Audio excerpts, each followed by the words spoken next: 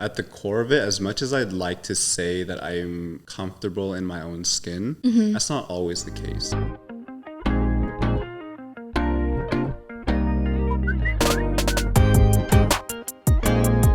Where are your pants from? Can we get a fit check, Felix? Yo.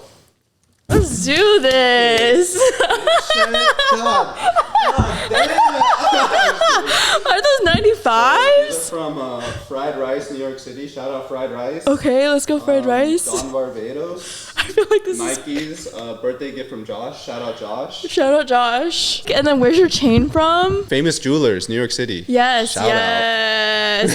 I was with you. Yeah, you were with me when I bought this. Yeah.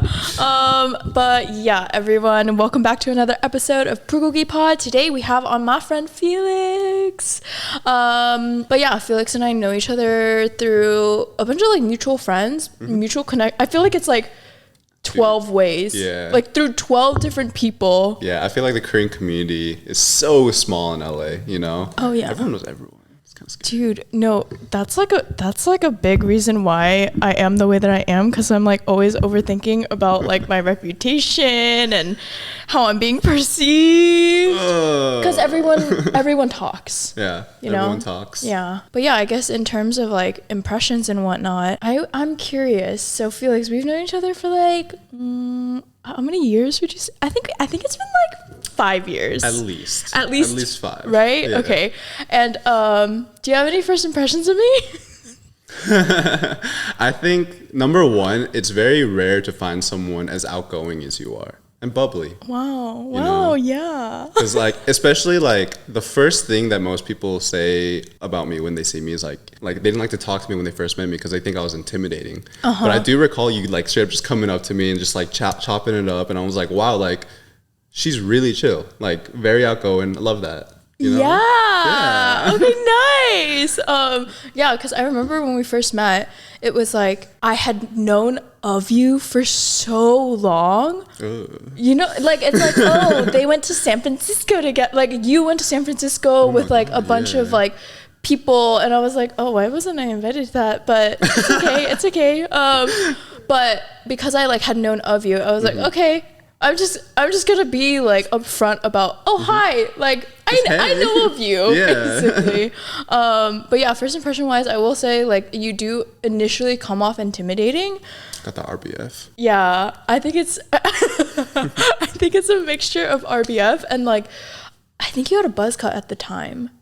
No. You didn't? No, I had that typical like slick back hair, like all Asian dudes had. You know what I mean? Yeah. Hella gel. Yeah, hella gel. I'd be spending like all my paychecks on gel, just like. And so yeah, I will say first impression wise, I was a little bit intimidated, but then like through the interactions and through the years, I feel like I'm like, oh, Felix is like, I think the ultimate like gentleman. Like one thing I always say about you is like you will always be the one to walk me to my car. Like I remember there was one specific night where it was me, you, and like 3 other guys, and then all the other guys like had carpooled, whatever, everyone left, and you were the only one that was like, oh, Hannah, of course I'll walk you to your car. Like that's a given. It's always a given. Yeah.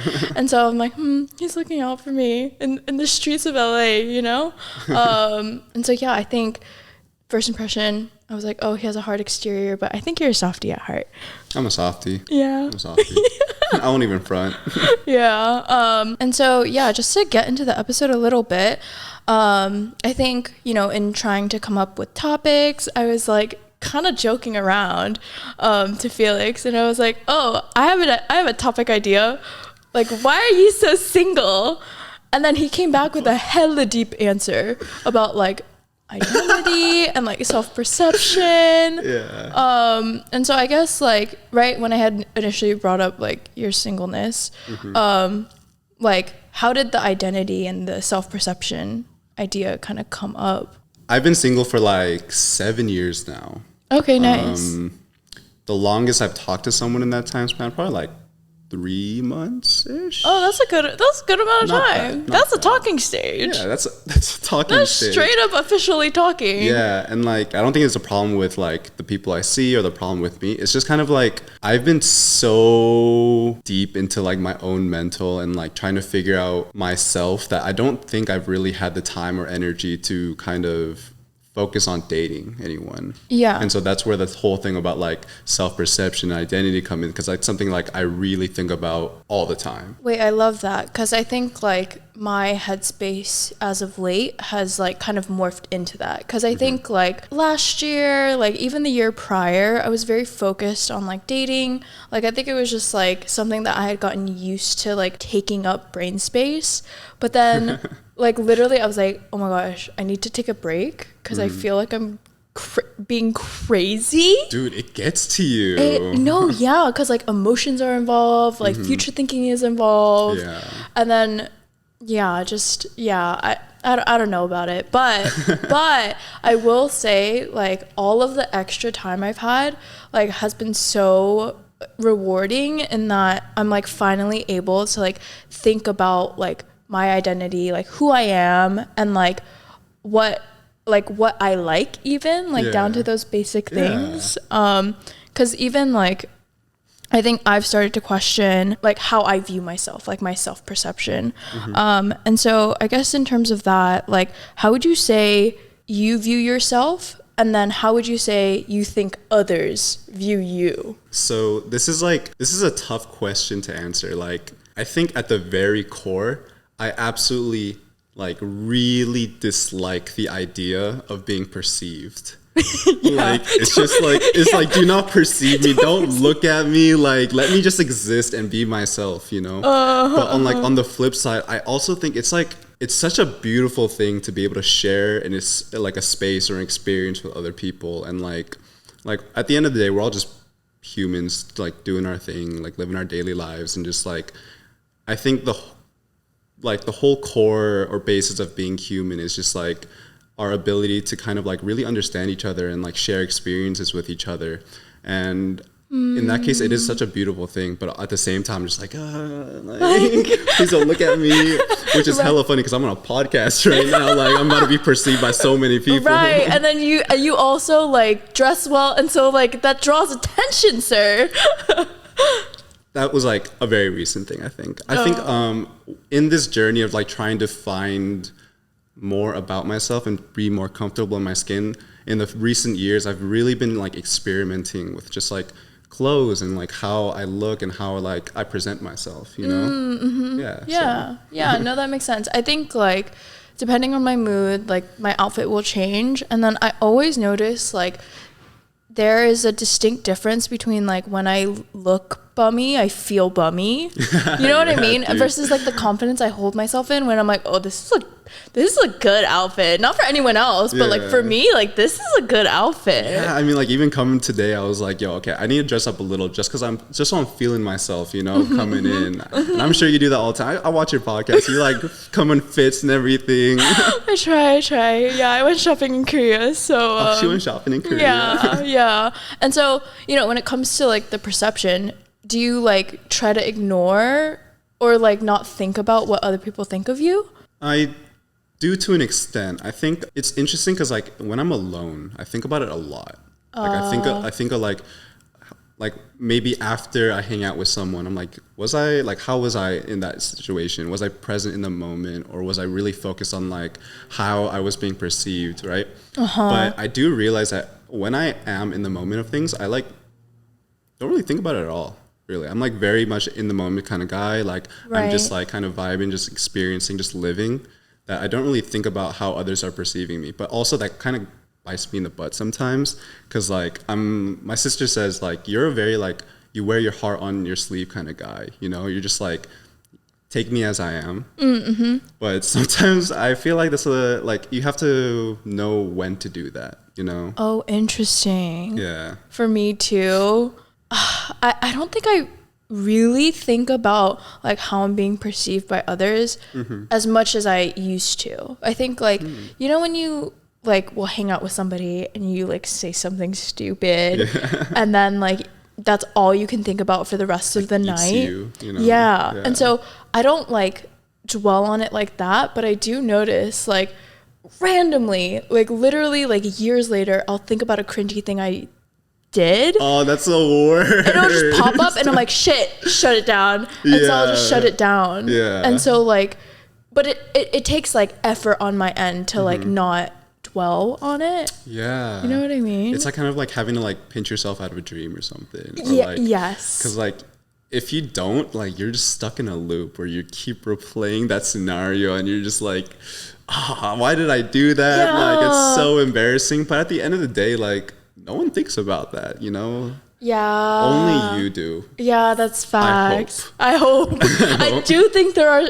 certain situations where I'm like, oh shit, they definitely are thinking about that. Yeah. No, Like where it's like outrageous, where I'm like, oh shit. But I think like reminding myself like nobody's thinking about you as much as you're thinking about you. Yes. Has been like so key and like not living in my head. Yeah, no, definitely. And it's like so important to have like a friend group that are like, at the end of the day, they just take it as a joke and they're like, you know, it's your friends, you know, you can be comfortable with each other. And like, I know just like our mutual friends, like we're the type, like we'll roast the shit out of each other for stuff. But like, we'll always just be like, it's just laugh about it, you know? And at the end of the day, like, I think that's the most important thing, that you're able to just laugh at yourself about it. Yes. Yeah. I think like not taking yourself too seriously is always like a good quality, like something that I like try because I'm just like, who cares? Who cares? Yeah, yeah, literally. And so actually I have another example of this that has come up recently. And so for like a little bit of background context, I was like talking to my parents about this in Korea, about how like, you know how you only accept facts that support your argument? Yeah. Like, you know how like that's like one of the flaws of social media? Yeah, it's like a tendency. Yeah, like you will only follow accounts that like have the same viewpoint as you. And so in that same way, I think one thing I've been thinking about is like I have always like viewed myself as what you described, like like bubbly, like very like not afraid to talk to people, like optimistic. And so I noticed that whenever I have feelings that go against that, there's like a lot of like friction because it's almost like I can't accept it. So like for example, if I get angry, like if I start getting angry at like a friend or my dad or whatever, I think a lot of times I think that I'm doing a good job of like suppressing the anger, when in reality my tone is very hard on my sleeve. Like, you know exactly what I'm feeling. Yeah, no, definitely. You know what I mean? And so I think that's like one of the biggest examples of like, I guess, like me trying to uphold this image that I think I should be. And so I don't think it's like necessarily bad that I have certain characteristics I want to embody, like optimism and, you know, bubbliness and all that. But yeah, I'm like curious as for you, like, are there certain qualities that like you currently like maybe don't possess that you want future Felix to possess, that you've been working on? At the core of it, as much as I'd like to say that I'm comfortable in my own skin, that's not always the case, you know? There's so many things that I've had to kind of like unlearn growing up. And like things like this, where it takes a lot of patience. And like, to be honest, patience is like one of the virtues I am lacking. Like, it's so difficult for me to be patient, and I just don't know why. And like, just like you said, like I'm such a like wear your heart on your sleeve kind of guy. Like I have very little patience for myself. Luckily, I do have more patience for others than I do for myself. But like I hold myself to such a high standard, and like I want to always strive to be the best version of myself. Right. That I don't realize that striving to be the best version of myself oftentimes holds me back, you know, because I'm putting so much pressure on myself. Right. Yeah. Right. You know? It's like not giving yourself like the actual like room to like take Yeah. your time and grow. Exactly. Yeah. So I guess one of the qualities, to answer your question, that like I'm trying to strive for is actually not so much of like being more patient or being like this or being like this type of person. It's more so just like being comfortable, you know, just being like it's comfortable enough and confident enough to go like, this is who I am. I'm a human being. I'm flawed, and that's completely okay.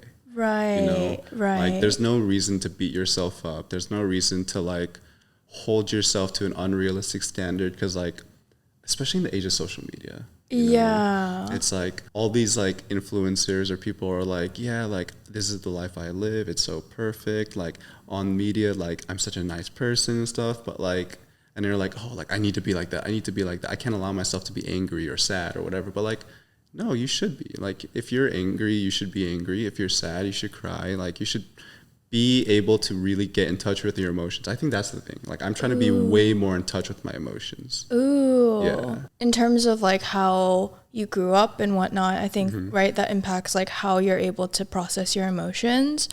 Like, do you think that you were given the space or like the tools to process your emotions as an Asian American man? Absolutely the fuck not. I think, so like, as an Asian American man, like, toxic masculinity, dude, is so rampant. It's literally a freaking like plague on our community. Oh, you know? yeah. Like Korean culture in general. Like I'm Korean. Like Korean American or Korean culture, like they have their own like bouts of toxic masculinity that they really need to figure out. Yeah. American society has their own bouts of toxic masculinity that they need to figure out, and putting that together, It's like the ultimate. it's a recipe for disaster. Oh, you know? yeah. Like I remember growing up and like the most like I was such a crybaby as a child. You know, Oh, I'm I a cried crybaby so now. much as a kid. I'm literally crybaby right now. No, that's a good thing though. Like they're in touch with your emotions, right? Okay, so you cried as a child. Yeah, I cried so much as a kid, but like I recall always like my parents and like adults being like, "You're a man. Why are you crying? Like a man's got to be like a man. You shouldn't be like crying and stuff." And like it sucks because like now I feel like I'm unable to cry. You know, there's so many times where like I read a sad book or like I watch a sad show, I listen to a sad song, and I just cannot for the life of me cry. I feel it. Right. I feel the pain. I'm like, damn, like I just need a really good cry right now, but it just doesn't come out. And I'm like, I wonder if this is because of what was taught to me like in my youth. You know what I mean? Yeah. It's terrible. Yeah. Yeah, I mean, in terms of like unlearning, like that sort of stuff, like do you try, this sounds crazy. Do you like actively try to cry? I think very early on when like I first identified this issue and I first was like, okay, like this is not healthy. Like I need to like unlearn this toxic masculinity, and like one of the first things was like I need to like let myself feel my emotions out. Like I definitely tried to make myself cry, Right. but like it just wasn't working for me. Yeah. Yeah, And, you like, can't really force yourself to do that stuff. It just feels inauthentic. Yeah. You know what I mean? Yeah. Yeah, and like Yeah. if it's not authentic, like I just don't like it. You know? Right. It's like, oh, I feel like I'm like putting on like it's like kind a of a show. facade. Yeah, that's weird. That's It's literally weird. that's strange. Because yeah, I mean, like I think the reason I'm a crybaby now is because in ways I almost feel like as the eldest daughter, experiences are like a little bit similar as to like being a son, because my dad wanted a son, you know, and so like I'm sure he like raised me a little bit like tougher than you know, like someone who like wanted daughters, but all through middle school, high school, like I really didn't cry often, and so I feel like now it's like literally every week I'm just like I'm just gonna cry, and like who's gonna stop me? No, yeah, literally. And I think more than anything, I cry when like I have to express my emotions to somebody else, like my mom, let's say, because like I think it's like so much like suppressing on my end that like when it comes to like finally talking about things, I'm like I'm like uncomfortable with it. Yes. You know? No, definitely. I 100% relate. Like now that I think about it, one time that guaranteed like I'll tear up, like I'll start crying, is that the things I've been bottled up for so long that like you just like hold inside when like, for example, like you said, talking to your parents about things that like kind of traumatized you, you know, like for sure the waterworks are going to come out. Oh, you know? yeah. So like, do you feel like being like the eldest, right? Did you feel like there was so much pressure to like not show your emotions? So you have to be tougher for like your sister and stuff too? Oh yeah, definitely. I think like, I mean, this was a big part of like the conversation I had in Korea with my parents was that like, so background, my dad is the oldest of 3 sons. My mom is the oldest of 3 daughters. And so when 2 oldest children get together and have an oldest child, they're only going to be raising me from like their own perspective. And so it was always like, oh, take care of your sister. Like literally, I think one of my like first core memories is like my mom being like, oh, take care of your sister. And like me, like just being like, okay, like this is my job. And so I think like something that my parents had said to me in that combo was like, oh, we feel like we didn't give you enough attention because we were so focused on like you taking care of your sister, of your little sister. And so like, I think in ways I've like seen that play out in my life currently because it's almost like I know I need attention and affection and all of that, but I am not somebody who will like vocalize that ever. And so it's almost like I suffer in silence, you know, because they've always just been like, oh, like you need to be responsible, like ujima, like all that stuff. Like even now, I cried the other day when I went home to like visit my parents. My grandma was like, why are you always crying? And I'm like, dude, I'm gonna get a tattoo. I'm gonna get a tattoo that says cry baby. Cause like, I'm gonna show it right to you, grandma. Yeah, like, you literally, see this? cause this is me. And so, I do think like, you know, being the eldest daughter, it's, you know, it's a tough job. And like, I'm now unpacking all the trauma. Yeah, I feel like it's something that like our generation jokes a lot about, you know, like the traumas of being the oldest sibling, especially like the oldest sibling as like a woman, you know. Shout out to my sister, dude. Like without my sister, I do not think I would be as mentally stable as I am right now. For sure. Oh, like, really? My sister had so much pressure on her to like protect me growing up and like basically raise me when my parents couldn't. Right. And like, that's not an easy thing to do or to ask of someone who's like barely like older than you. Right, you know? Right. Like you're a child like, trying to raise a child. Exactly. Yeah. You know, so like as the oldest, you're kind of forced to grow up way quicker than you should, right? And then like as the youngest, like I'm blessed, you know, like my parents have the experience now. I not only have both my parents, but I have my sister to take care of me. A third parent. Like I'm not even gonna lie. In that regard, I was spoiled. Like I was a fucking brat. You know? Right. And then was it your sister that like whipped you into shape? Oh, for sure.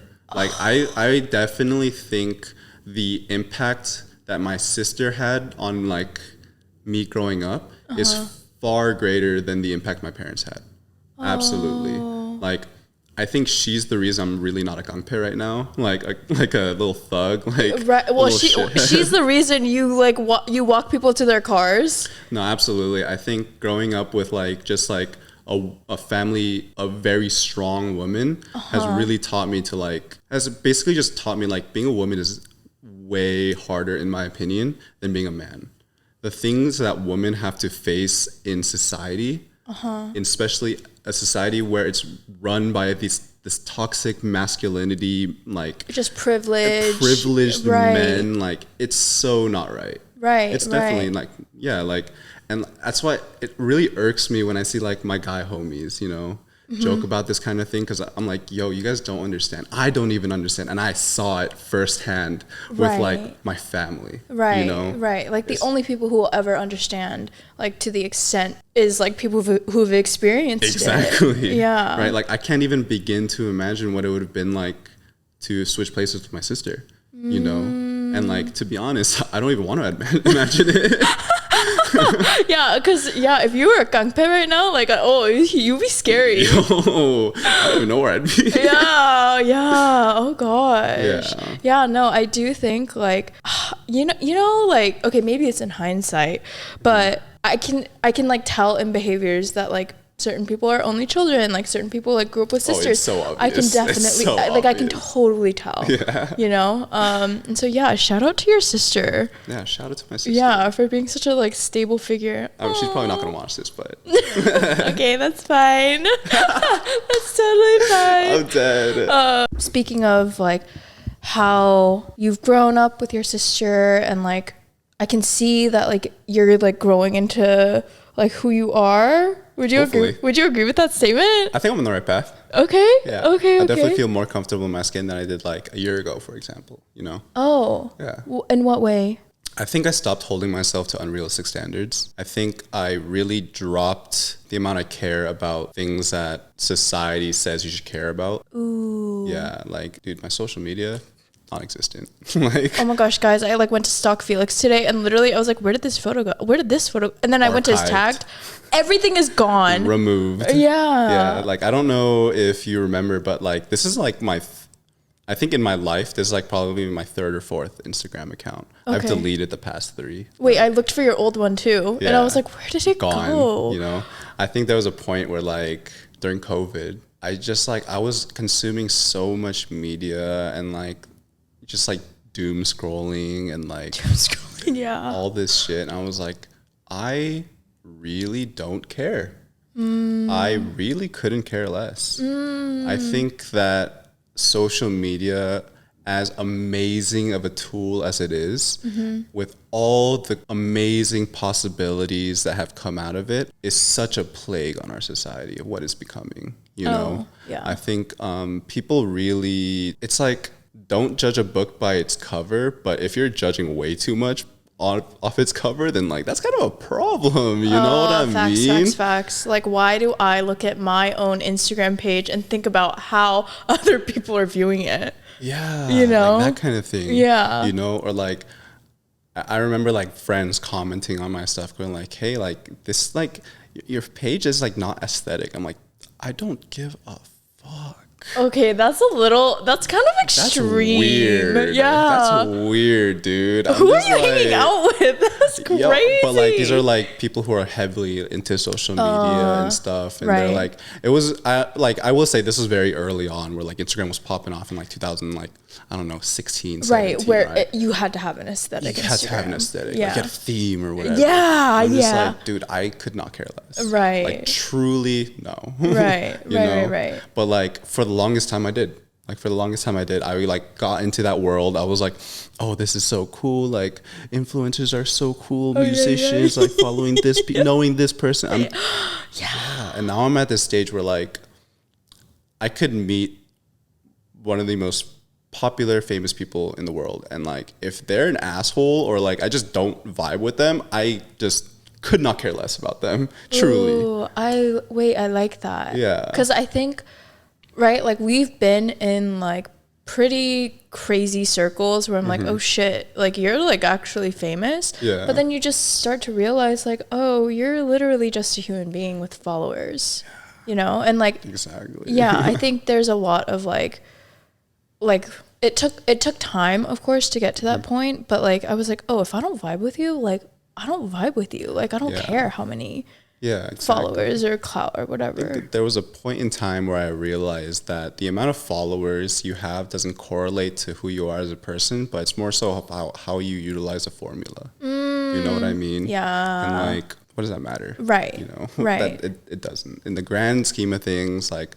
when we're all gonna die, it's just like, who cares how many followers you have? Yeah. Unless you use that platform for a good cause. And in that case, like, I have utmost respect for you. Keep doing it. Like, do your thing. Make the world a better place. Right. You know what I mean? And there's a lot of Instagram pages that do that. And Twitter pages and whatever, you know? Yeah. But if it's like, if every post is just like, I don't know, your face and like, look how pretty I am. Comment here. Haha. I'm just like, sure. Right. Like, good for you. Like, if that makes you happy, if that gives you fulfillment, that's fine with me. But it's just not my right. It's not my tea. You know? Yeah, for sure. Okay, I'm not sure if this is gonna come off accusatory, but I'm gonna ask anyways. But you know how you were explaining that you used to hold yourself to unrealistic standards? Yeah. Do you think that you would do that for the people around you as well? Like hold them to unrealistic standards? No. I think that the standards I hold for myself are in a completely different like theme spectrum versus the standards I hold to other people. For other people, like I have like a bare minimum where like, if you meet these bare minimum like requirements, then like I fuck with you. And that's like, be a good person. Right. No, that's it. Right. That's straight up it. Like you can be the most socially awkward person. You could be like a straight weirdo and like have very niche interests. Like I don't care. Like if anything, I'd be kind of interested to hear like what you're obsessive about, you know? Right. But if you at the very core of things are not a genuinely nice person, then like I want nothing to do with you. You know? Yeah. And like it's not like if they are, it's not that like I hate them or anything. Like I personally don't consider myself to have any enemies, and I don't think I will ever have any enemies. It's just like you're not someone I would like to correlate myself with or have in my life. You Interesting. Yeah. So standards, like that's it. Like do you? I mean, no, because I asked that because I think I started to catch myself being what is the word? Like not like being unaccepting of people around me because they were flawed. And like I think intolerant. Yes, intolerant. That was the word. I've been reading. Reading. Yeah, I think I've been like intolerant of people around me when I like see like their pitfalls as a human being. Yeah. And I, upon self-reflection, realized that it's me projecting. Like So I real. started to realize that I'm so unaccepting of who I am at my core. And like, there are always things on the checklist that I need to improve on that like, when I see those same flaws come out in other people, I'm like, why are you like that? Yes. Because it's always me judging myself. Like, why am I like this? Yes. No, that is so real. Yeah. Dude, it's like an uphill battle. It's a constant thing that it's not like, I think everyone goes through that, or hopefully everyone is aware enough that like that they go through that, you know? Right. Because I do the same exact thing, dude. Like, I think the most valuable lesson I learned in the past like 3 years is how detrimental to your mental health an ego is, you know? Like, as like, this is stereotypical, but it's so true. Like, as a Korean American male, I had such a big ego growing up, you know? On top of that, like, with the factoring in like toxic masculinity, factoring the fact that like I played all these competitive sports that were so testosterone heavy, where you need an ego to succeed. Right. Like it really was taking a toll on my mental health for the longest time, you know? And like at the core of it, if I think about it, like that is the reason I was so uncomfortable in my skin, because I wasn't living up to what my ego said I should be. You know what I mean? Yeah. So yeah, I mean like it's such a hard thing to navigate, right? Because like I've been able to get it under control a bit. Right. But like sometimes it'll just come out, you know? Yeah. Like, yo, even for the stupidest thing. No, literally Like, oh, this person cut me off in traffic. Like, who do you think you are? You think your time's more valuable? Like, dude, shut up, Felix. Like, shut up. Wait, I could beat you on the stupid scale. Literally, if I see another girl with like cooler shoes than me, I'll be like, what the fuck? No, literally, I'm like, oh my god, she has that jewelry piece. Oh my god, like it's like down. Wait, that's hilarious. That's actually hilarious. It's down to the materialistic stuff, and so I've been catching myself doing that, and then I just have to like.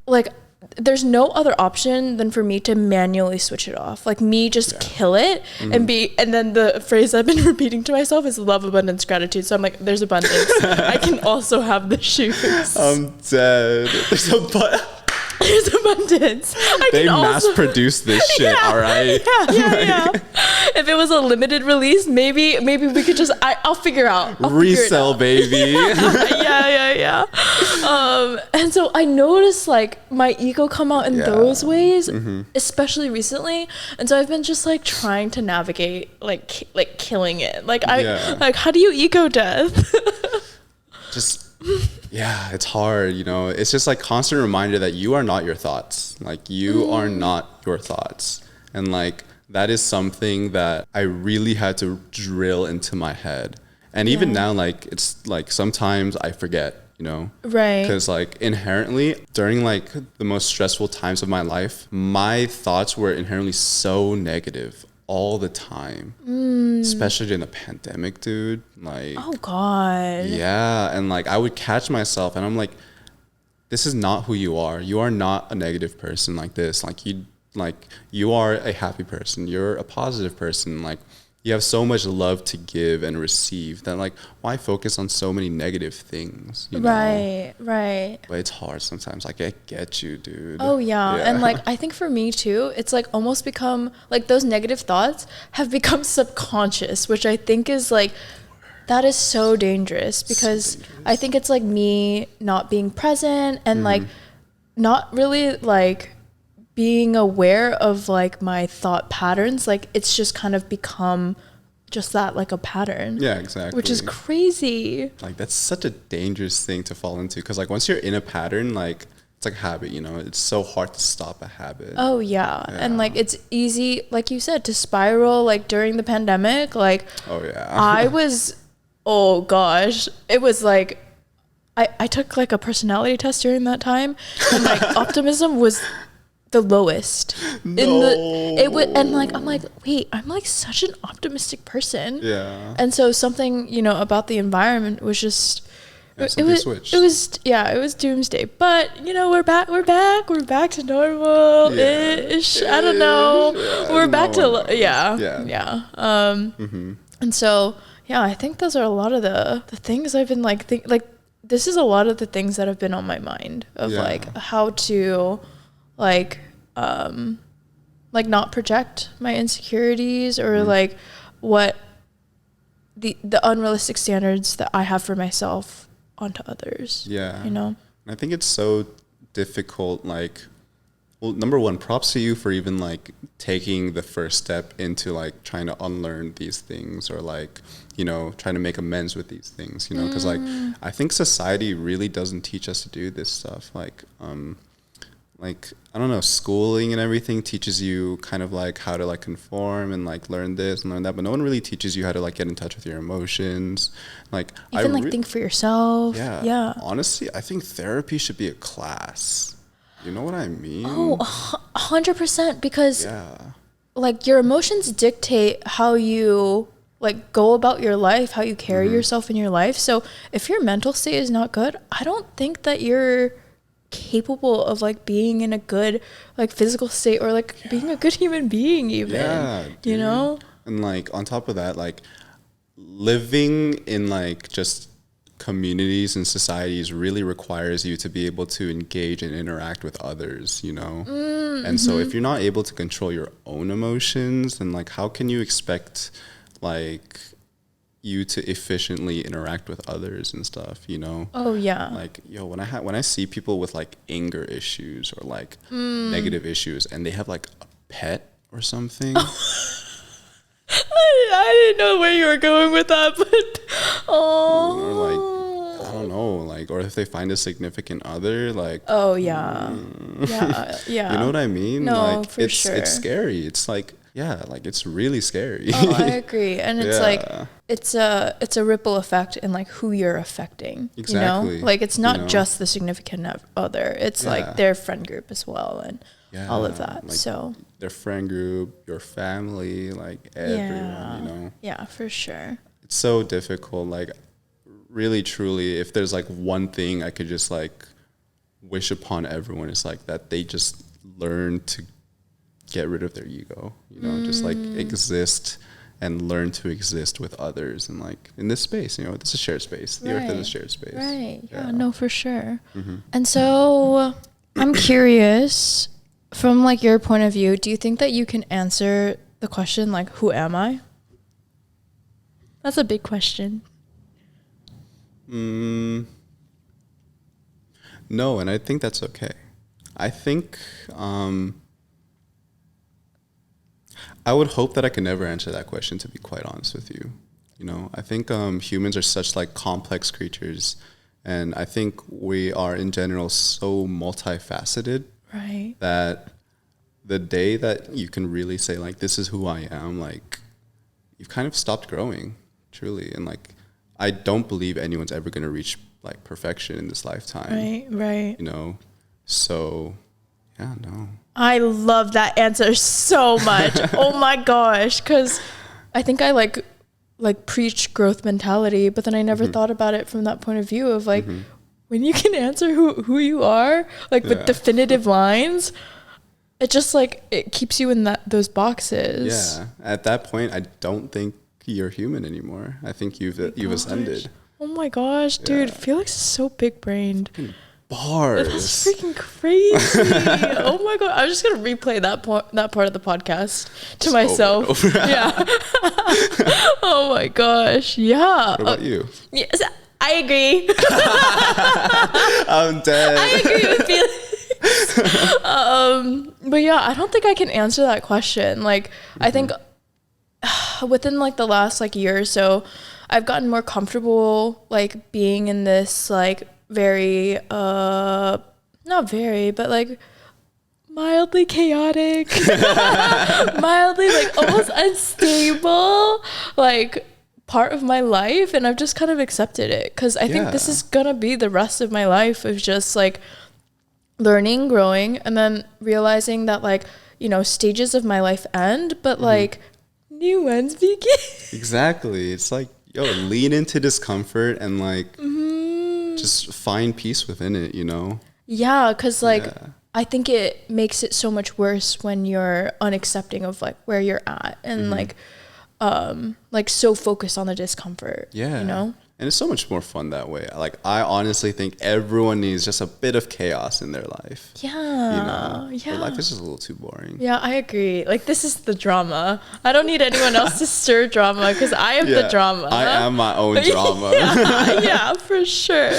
But yeah, I think that's it for the episode. Oh, dope. Yeah, but thank you so much, Felix, for thank you for having me. So many bars. There's so much wisdom in that episode. I'm like shook. I'm dead. I'm so, like, not that I didn't think you were capable of it, but like, but we've never talked about it. No, that's true. That's true. Know? Yeah, in the 5 years of friendship, we haven't talked about any of this. Yeah. So yeah, I appreciate the combo. But if you guys want to follow Felix, who doesn't care about social media, it's at @FromJoyBoy on Instagram. That's me. Shout out One Piece. Oh, loser. All right. Okay, well. No, maybe I need to give it a try before, you know, I like talk shit. But yeah, you guys can follow him there. And then, as always, be sure to check out MODU Studio as well as Mal Market. We are partnering with them. We're in their beautiful recording space. And then you guys can find BULGOGI Pod on all social platforms. I haven't asked you guys to do this in a while, but please be sure to like rate and review our show on both Apple Podcasts and Spotify. And that's it for today. Woo! Yay! Bye! Bye!